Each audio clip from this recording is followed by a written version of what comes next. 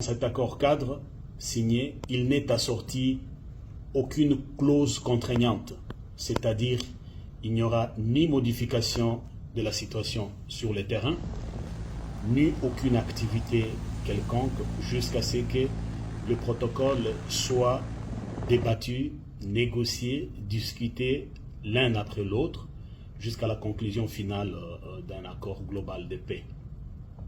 Donc notre population peut patienter, le chemin est encore long. Nous saisissons l'occasion pour remercier le président américain Donald Trump et les États-Unis, mais aussi l'émir du Qatar et le Qatar qui a parrainé ces pourparlers, qui en fait qui vient nous franchir une phase importante dans la résolution pacifique des conflits dans notre pays. C'est un mandat de résultat articulé autour de 5 priorités qui sont 1. La réforme institutionnelle de la CIRGL, 2. Le rétablissement et la consolidation judiciaire, 4. Le renforcement de la lutte contre l'exploitation et le commerce illicite des ressources naturelles au travers d'un programme effectif de traçabilité des minerais, 5.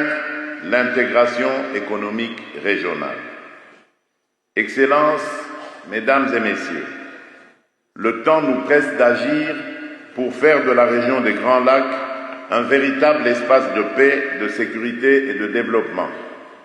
Notre présidence sera intransigeante sur les principes souveraineté, intégrité territoriale, non-agression, refus de tout appui aux groupes armés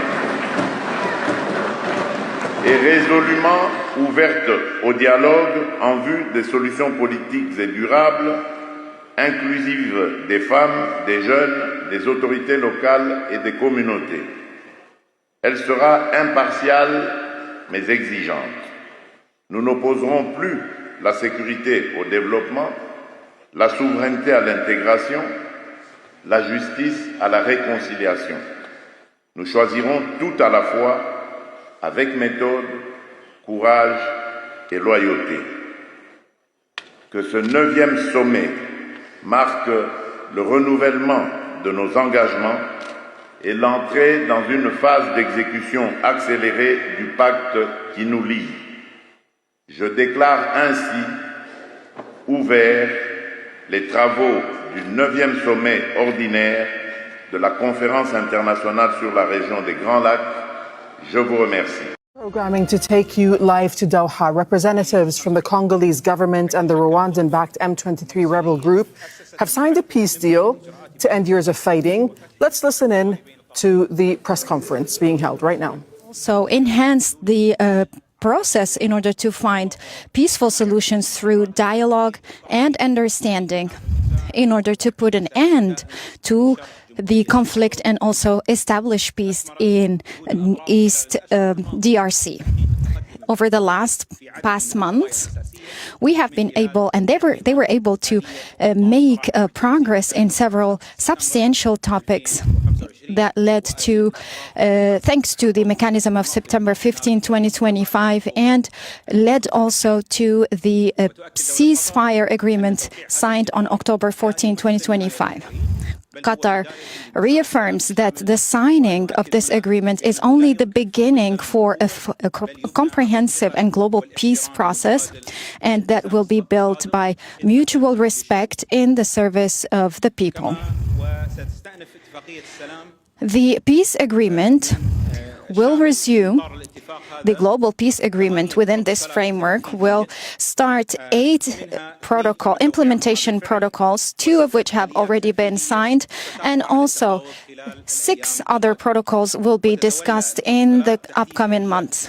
This will define the implementation mechanisms, the timeline, and also the chronology of the different processes, and also how to allow humanitarian aid and also to restore and reinstate the state authority, and also the protocol of the temporary peace and security agreements, and also to reintegrate the forced groups into the government, and also to eliminate the ChatGPT, c'était juste l'apéritif. La vraie vaguilla, c'est maintenant, en 2026, et celle-ci, tu peux la prendre. ChatGPT. Foreign forced groups, and also to the return of the displaced people, and also a protocol for social and economic peace, and also the overall reconciliation protocol. Both states will agree to establish an independent committee to be able to implement the peace process and also to provide recommendations for the recompensation within the framework of the national reconciliation. This committee works will be in line with the Constitution of the Republic. Ladies and gentlemen, the signing of the comprehensive peace agreement of Qatar that was signed in Qatar is a decisive moment that will also put responsibility on the shoulders of both parties. In this regard, we reaffirm that Qatar's role is not only to find solutions for all the conflicting points, but also to establish a peace, a long-standing peace for stability on the long run. In conclusion, I would like to thank all our partners who contributed in achieving today's agreement, and I start with Qatar's partner, the United States, and President Donald Trump, and also the efforts exerted by Boulos, the envoy for the Middle East, and for his support to this constructive process. Also, I would like to thank the African Union that also exerted a lot of efforts during the different negotiation sessions, and also the President of Togo as the representative of the African Union, who will also continue to have a pivotal role in the upcoming sessions as defined by the African Union. We also thank Mahmoud Ali, the envoy of the African Union, for the declaration of this peace process, not only here, but also in different conflicts in Africa. We would like also to express our gratitude and thanks for all our international partners who contributed to push forward the process of stability, including Rwanda, France, the United Kingdom, and also the Red Cross Association, and all those who also played a role. Qatar would have never been able to achieve this positive step without the support that we have received from our partners.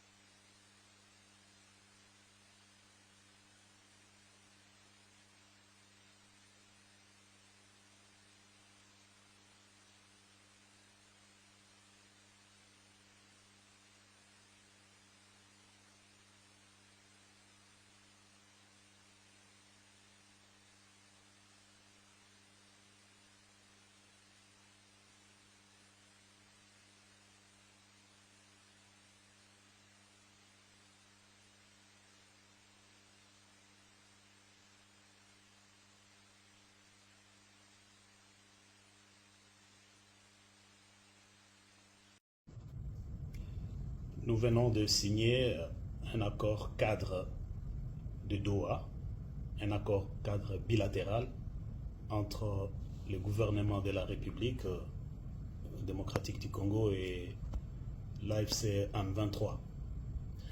Cet accord que nous venons de signer contient 8 protocoles qui englobent les causes profondes des conflits et En fait, ces protocoles sont comme des chapitres et qui seront développés. Ces protocoles sont des causes profondes combinées qui seront négociées, puis signées, et ce sera la consécration d'aboutir à un accord de paix global. Les protocoles vont déterminer les matières à discuter, les calendriers des mises en œuvre et les acteurs qui vont procéder à cette mise en œuvre. Dans cet accord cadre signé, il n'est assorti aucune clause contraignante, c'est-à-dire il n'y aura ni modification de la situation sur le terrain, ni aucune activité quelconque jusqu'à ce que le protocole soit débattu, négocié, discuté l'un après l'autre jusqu'à la conclusion finale d'un accord global de paix. Donc notre population peut patienter, le chemin est encore long.